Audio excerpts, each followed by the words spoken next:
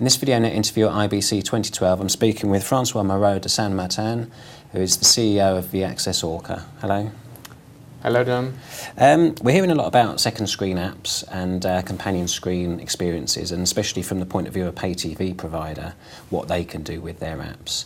So just give us an idea, first of all, of what you think the pay TV operator's role is in terms of providing an app and what should be on it. So I think the challenge of pay TV operators is to bring the best possible user experience to their subscribers, and definitely using the second screen and the tablet as a tool to provide advanced user experience is a great one. And what we are looking at is how to shape this content experience and how to combine the companion device with the main screen. And it's actually a full journey for the user, starting with what will I watch and what's available content on demand and live, and to walk through the available catalog and additional data, etc. And then the journey continues when you're watching the content itself, and the journey has also to continue where your program is finished. So as an operator, where do I want to take my user to when he has finished to watch this program on demand and catch-up TV, for instance? So I think the second screen app has to be built as a journey for the user and combined with the main screen experience. Okay, I mean, does it begin with the remote control and the program guide as the basics?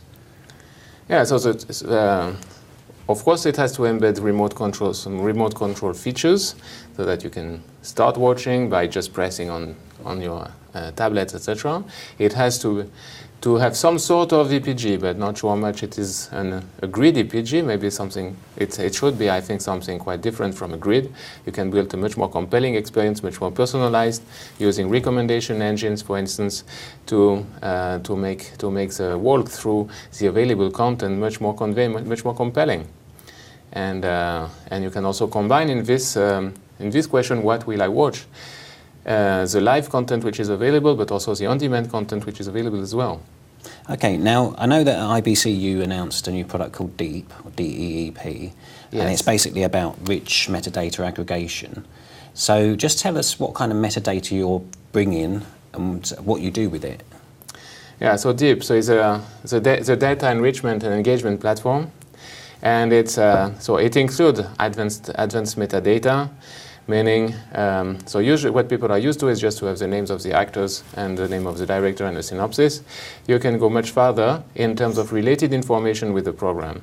You can go to additional information on the actors and directors. You can go to their other movies. You can go to topics which are related to this program.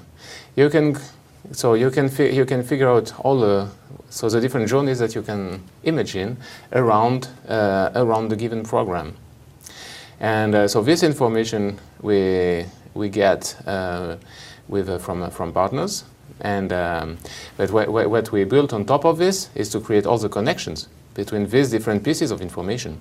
What kind of topics are relevant for the movie Midnight in Paris? Paris, jazz, I don't know what. Okay.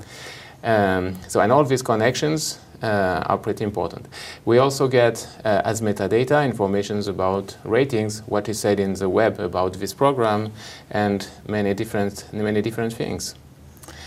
But so it's not just from the it's not just the sort of traditional Rovey type kind of metadata. You're putting things from other places as well. No, it's a quite different experience, where you feel much more as browsing in the open internet to a large extent.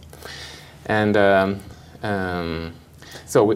I mean, you mentioned engagement there, and I mean, we've heard that once you offer people things like ratings and that kind of thing, that users get more involved. I mean, what do you think this could actually do in terms of engagement? I mean, if you enrich the guide and give people more information, is there evidence that actually gets them to watch more content, or they spend longer with the actual channels or the pay TV brand? Yeah. So what it brings is, it improves the stickiness, it increases the content consumption. And in terms of engagement, let's take, for instance, what happens at the end of a program. At that very minute, you are available. You are in a specific mood, which is related to what you have just watched. So you're still in the movie, and you are quite engaged and available. So what do you do at that time? So you can propose other programs which are related, additional metadata, but you can also figure out how to use it in terms of targeted advertising, how to use it in terms of maybe e-commerce or things like that. Maybe at the end of midnight in Paris, you can propose to fly to Paris. Okay, that's very subtle. Okay, so second screen then, I mean, we're sort of assuming that everyone's going to have a tablet or, you know, that second screen is a natural behaviour.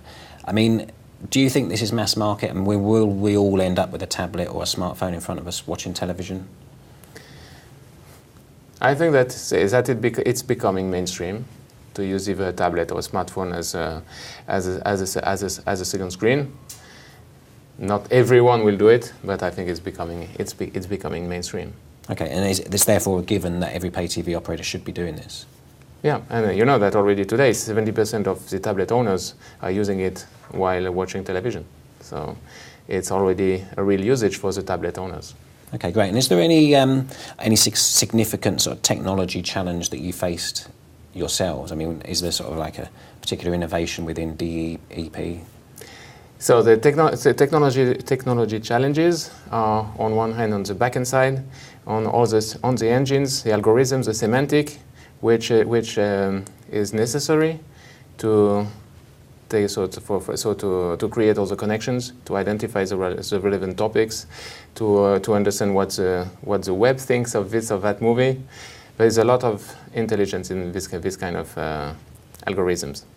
And so on the user interface side, so there are many ways you can use all this database, all this information, all these connections into a customer journey. And so, for instance, we are showing a way to present things as a magazine, pretty similar to a paper magazine, but it's completely different because it's dynamic, it's personalized, it's digital, it's completely a tablet one. Great. Okay, so we've gone full circle where we get a tablet version of our TV magazine now. But it's completely different. Yeah, a more interactive one. Completely interactive, dynamic. It's not the same. So it's not the same for you and for someone else. And depending on what you are doing, we create additional pages to the magazine, etc. Okay. And is this deployed, or is this just a concept that you're showing here? No. So it's not yet deployed. We are planning a proof of concept with customers in the next few weeks and months, and have a product early next year. Great. Okay. All right. Well, thank you for telling us about it, and great talking to you again. Thank you very much, John. Thanks.